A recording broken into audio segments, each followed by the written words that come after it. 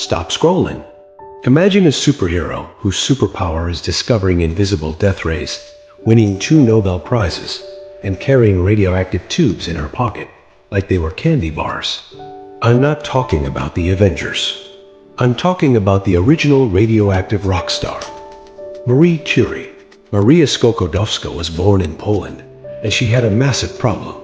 She was too smart for the law. Women weren't allowed in universities. So, did she give up? No.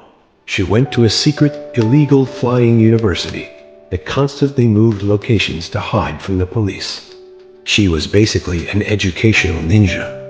She eventually moved to Paris to study at the Sorbonne. She was so broke, she lived in a freezing attic and survived on tea and bread. Legend says she studied so hard, she would forget to eat and faint. When she woke up, she'd just say, "Oh good, I'm awake," and go right back to the math. Now that is dedication, or madness. Then she met Pierre Curie. They were the ultimate nerd power couple. For their honeymoon, they bought bicycles and rode around the countryside talking about physics. Their lab wasn't a high-tech facility. It was a leaky wooden shed. For years, Marie spent her days stirring giant boiling cauldrons of pitch-blende sludge, looking for a tiny needle in a haystack of chemistry. But the hard work paid off. They discovered 2 new elements, polonium and radium. Here's the crazy part. They didn't know radiation was dangerous. They loved the stuff.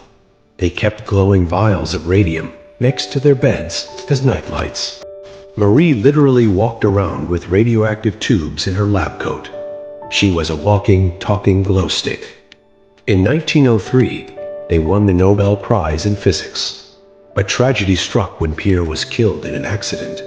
Marie was devastated, but she didn't stop. She took over his job and became the first female professor at the Sorbonne. Then, she won a second Nobel Prize in chemistry. She is still the only person to win in 2 different sciences. During World War I, she didn't hide. She invented mobile X-ray units called Little Curies. She learned to drive, fixed the engines herself, and drove these trucks to the front lines to save soldiers. She was basically Mad Max, but for medicine.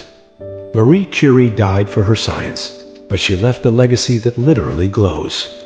In fact, her notebooks are still so radioactive, you have to sign a waiver just to look at them.